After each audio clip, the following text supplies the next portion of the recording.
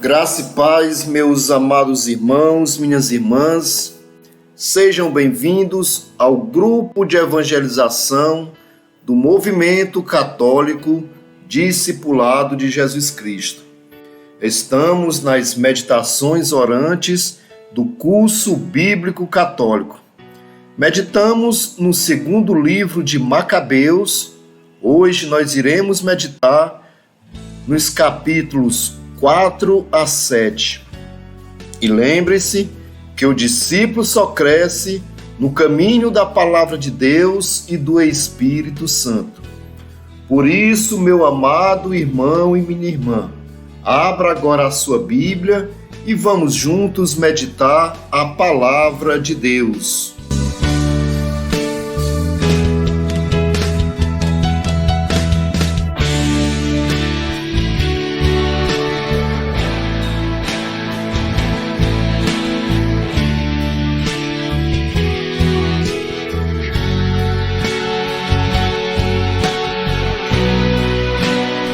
Estamos meditando a quarta vivência da semana e o tema é Martírio e Apostasia, segundo Macabeus, capítulo 4 até o capítulo 7. Iniciamos a meditação. O judaísmo é a religião de Deus na antiga aliança, da mesma forma como a Igreja Católica é a religião fundada por nosso Senhor Jesus Cristo na nova aliança. Por isso, por ser de instituição divina, a religião de Deus sempre será perseguida pelo maligno. Foi isso que aconteceu na época dos Macabeus. E o maligno foi tão astuto que se infiltrou no coração do judaísmo. Ocupou a cadeira pontifical e induziu muitos ao erro, até os sacerdotes. O mesmo Simão, que foi traidor das riquezas e da pátria, começou a difamar o sumo sacerdote Onias. O clima de inimizade foi crescendo tanto que alguns agentes de Simão acabaram cometendo assassínios. Depois que Seleuco morreu, subiu ao trono o rei Antíoco IV Epífanes. Jasão, irmão de Onias, conseguiu com suborno o cargo de sumo sacerdote. Além disso, construiu na praça de esportes de uma escola para jovens. Muitos judeus passaram a adotar o estilo de vida dos gregos. Jasão também aboliu as leis da Constituição e procurava introduzir práticas contrárias à lei de Deus. Foi com satisfação que construiu uma praça de esportes abaixo da Acrópole e levou os melhores jovens a usar o chapéu chamado petazo. Era o auge do helenismo na Judéia. A exaltação do modo de viver dos estrangeiros. Tudo por causa da corrupção do ímpio e falso sumo sacerdote Jasão. A coisa chegou a tal ponto que os sacerdotes já não se interessavam pelas funções do altar. Deixavam de lado o templo e sem se preocupar com os sacrifícios.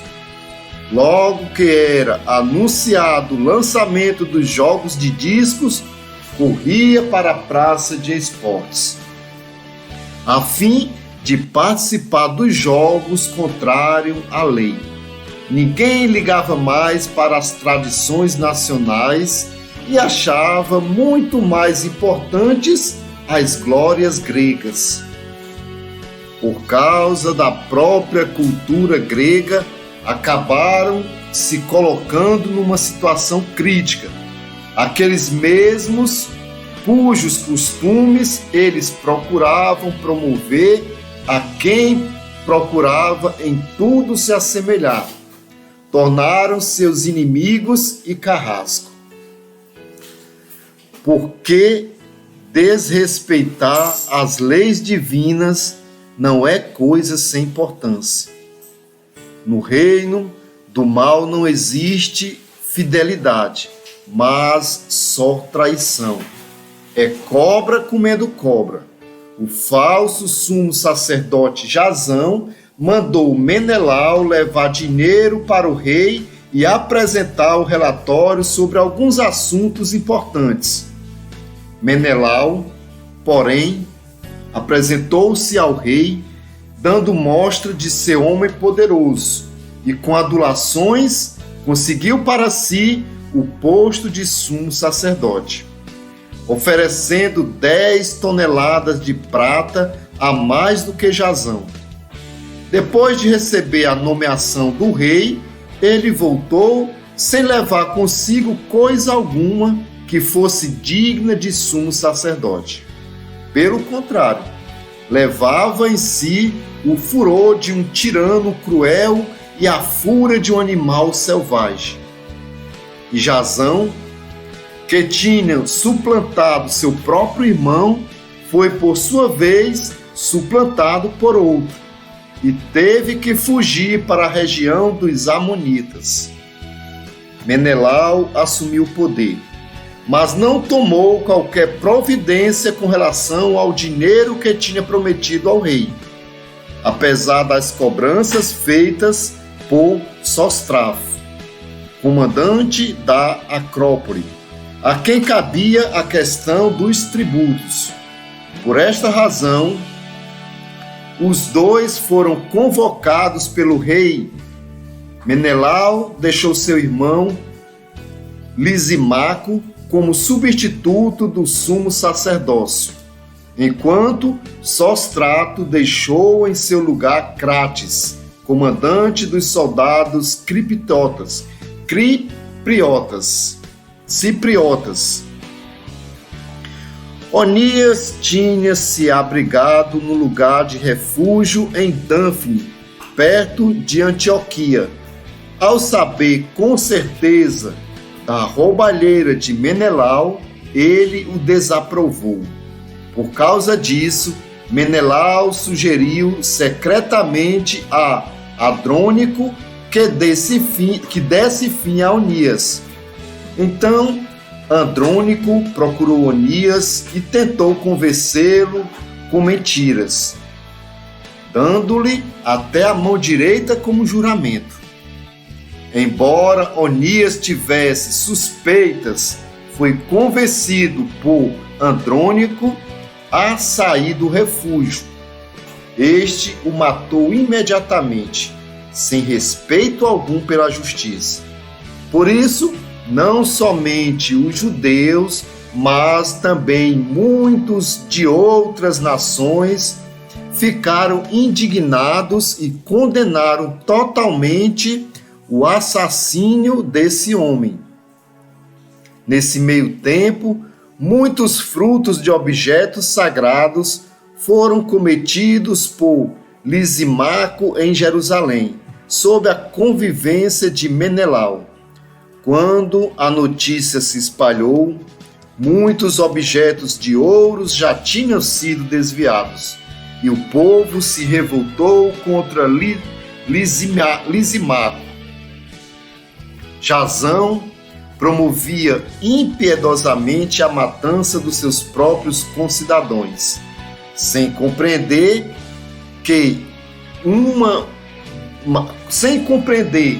uma vitória sobre seus irmãos era a sua maior derrota.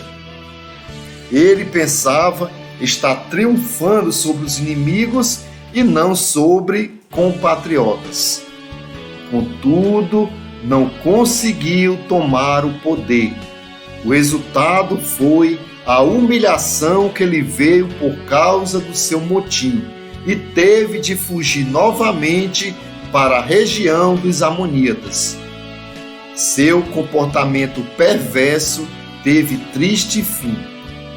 Denunciado a Aretas, rei dos árabes, foi perseguido e teve de que ficar fugindo de cidade em cidade, detestado por todos como traidor das suas leis, repelido como inimigo da própria nação e dos próprios compatriotas, e, por isso, enxotado para o Egito. Não muito tempo depois, o rei mandou o ancião ateniense convencer os judeus a que abandonasse as leis dos antepassados e deixasse de governar segundo as leis de Deus. Mandou também profanar o templo de Jerusalém e dedicá-lo a Júpiter olímpico e também a Júpiter hospitaleiro, dedicar o templo do Monte Garizim, conforme o desejo dos moradores do lugar.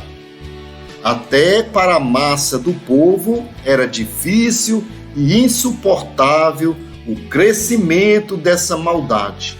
De fato, o templo ficou cheio de libertinagem e orgias de pagãos, que aí se dividiam com prostitutas e mantinham relações com mulheres no recinto sagrado do templo, além de levarem para dentro objetos proibidos. O próprio altar estava repleto de ofertas proibidas pela lei. Não se podia celebrar o sábado, nem as festas tradicionais, nem mesmo se declarar judeu. A fé na vida eterna e a ressurreição tornou-se a força do testemunho dos mártires.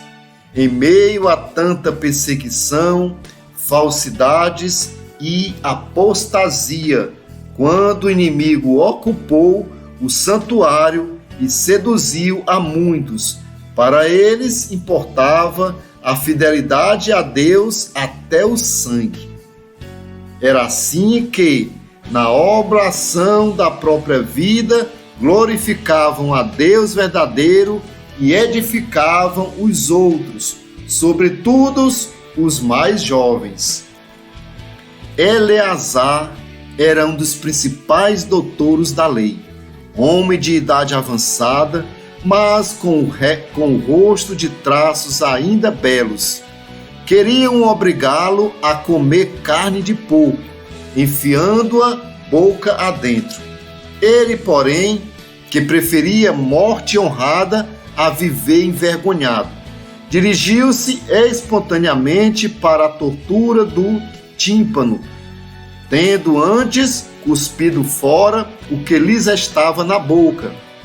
Assim é que devem fazer os que corajosamente querem resistir a que não é permitido comer, nem mesmo por amor à própria vida.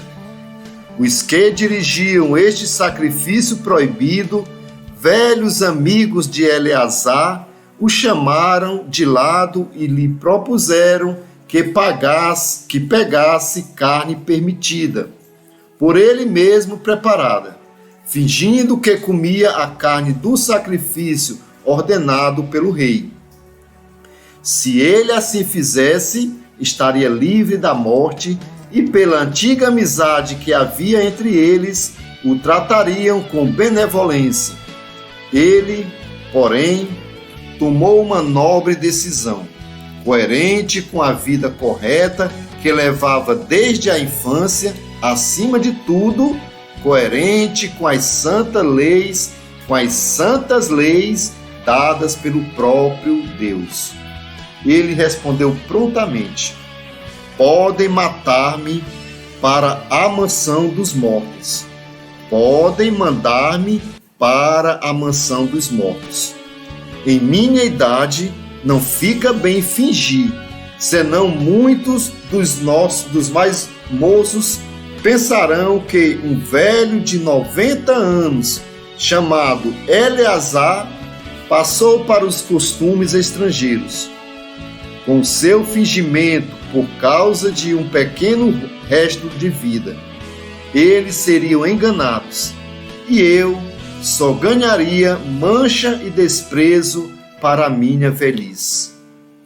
Ainda que no presente eu me livrasse do castigo humano, nem vivo nem morto conseguiria escapar das mãos do Todo-Poderoso. É por isso que, se eu passar corajosamente para outra vida, me mostrarei digno da minha idade. Para os mais moços, posso deixar um exemplo honrado, mostrando como se deve morrer corajosamente e dignamente pelas veneráveis e santas leis. Dito isso, foi imediatamente para o suplício. Os seus torturadores, que pouco antes queriam ser amáveis com ele, então se tornaram cruéis por causa do que ele dissera. Ao considerar tudo aquilo uma loucura, já quase morto, em meio às torturas, Eleazar ainda falou entre gemidos: o Senhor, que possui a santa sabedoria, sabe que eu, podendo escapar da morte, suporto em meu corpo as dores cruéis da tortura, mas em minha alma estou alegre, porque sofro por causa do temor a Ele. E assim terminou a sua vida. Sua morte deixou, não só para os jovens, mas também para todo o restante do povo, exemplo memorável de heroísmo e virtude. Às vezes, lendo as histórias de tantos mártires de ontem e de hoje, que são mais numerosos que os mártires dos primeiros tempos, ficamos maravilhados diante da força com que enfrentaram a prova.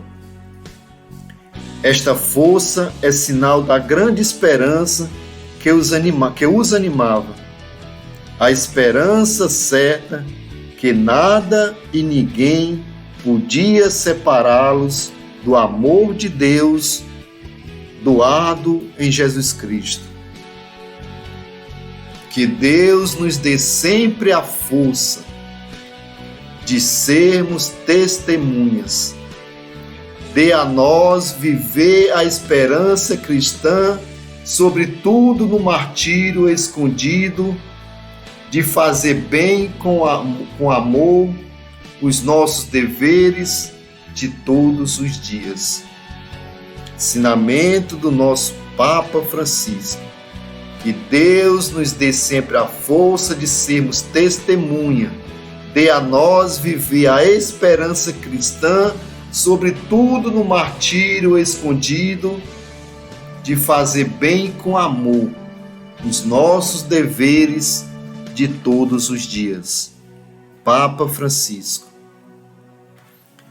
Além de Eleazar, também contemplamos o martírio dos 7 jovens e de sua mãe, um após o outro. Não renegaram a fé no Deus de Israel. É extraordinariamente admirável, porém, e digna da mais respeitável lembrança. Foi a mãe. Ela, vendo morrer seus filhos num só dia, suportou tudo corajosamente, esperando no Senhor. Ela encorajava cada um dos seus filhos, com atitude nobre e animando sua ternura feminina com força viril. Assim falava com os filhos: não sei como vocês apareceram no meu ventre. Não fui eu que dei a vocês o espírito e a vida. Nem fui eu que dei forma aos membros de cada um de vocês. Foi o Criador do mundo, que modela a humanidade e determina a origem de tudo. Ele, na sua misericórdia, lhes devolverá o espírito e a vida. Se vocês agora se sacrificarem pelas leis dele, então repito, ele, na sua misericórdia, lhes devolverá o espírito e a vida. Se vocês agora se sacrificarem pelas leis dele. A mãe morreu por último, depois dos filhos. Os primeiros cristãos se espalharam nos mártires judeus e também ofereciam a sua vida pela causa do Evangelho. Nas grandes perseguições, o sangue dos mártires era semente de novos cristãos.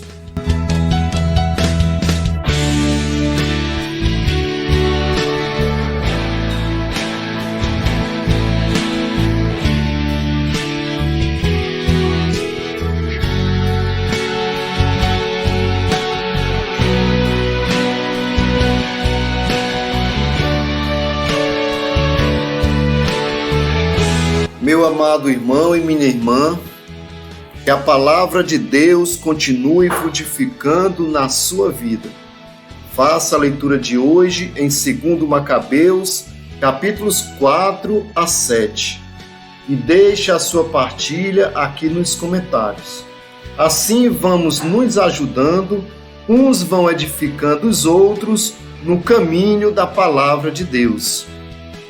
Encerrando a meditação de hoje, convido você para fazer o CCC, curtir, comentar e compartilhar este vídeo. Muito obrigado, meu amado irmão e minha irmã, pela sua participação e até a próxima meditação orante do grupo de evangelização do Discipulado de Jesus Cristo. Graça e paz.